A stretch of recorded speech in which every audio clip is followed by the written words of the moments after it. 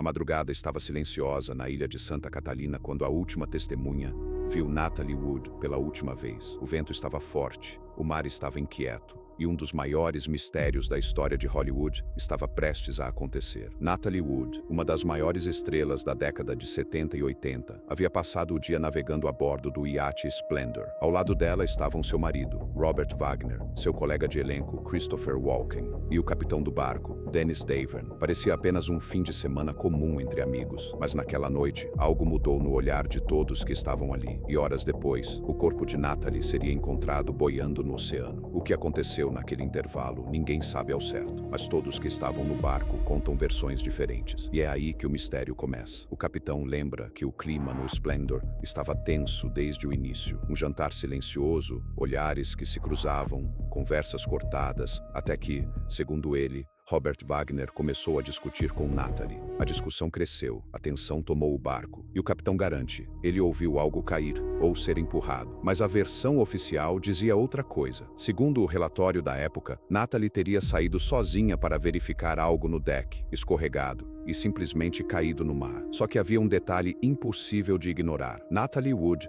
tinha pavor de água escura. Ela não ficava sozinha perto do mar. Ela não sabia nadar bem e jamais teria se colocado em uma situação de risco naquela madrugada. Mesmo assim, o caso foi arquivado como acidente. Nenhuma investigação profunda, nenhuma reconstituição, nenhuma suspeita formal. Mas algo perturbador aconteceu 30 anos depois. O capitão do Splendor, Dennis Davern, resolveu quebrar o silêncio. Ele disse que mentiu durante todo o inquérito inicial e afirmou que Natalie não caiu, que ela não estava sozinha e que ele ouviu Wagner gritando com ela segundos antes do som que ele descreve como um impacto. Ele disse que Wagner o proibiu de chamar a guarda costeira imediatamente, que perderam tempo, que poderiam ter salvado Natalie. E então veio o detalhe mais chocante. O corpo de Natalie foi encontrado a quase 1 quilômetro do iate, vestindo apenas um camisão. E o bote pequeno do barco estava solto, mas sem sinais de que alguém tivesse realmente tentado usá-lo, como se tivesse sido jogado na água apenas para montar uma cena. O legista revisou o caso e encontrou hematomas nos braços e pernas dela, marcas que ele disse serem compatíveis com luta ou contenção. A causa da morte foi alterada, de acidente para causa indeterminada, mas o caso nunca foi resolvido. Ninguém foi acusado, nada foi concluído. E o mais estranho de tudo, os 3 homens que estavam no barco deram depoimentos diferentes, que nunca se encaixaram. Um diz que ouviu gritos, outro diz que não ouviu nada, outro diz que bebiam até esquecer. Ninguém sabe o que realmente aconteceu, ou talvez saibam, e nunca contaram. Até hoje, investigadores dizem que há apenas 3 certezas. Natalie tinha medo do mar. Natalie não sairia sozinha, e ninguém cai silenciosamente de um barco no meio da madrugada. Mas o que aconteceu no convés do Splendor naquela noite permanece enterrado entre o barulho das ondas, e talvez seja por isso que Hollywood evita esse assunto até hoje. Porque no fundo, a verdade pode ser muito mais sombria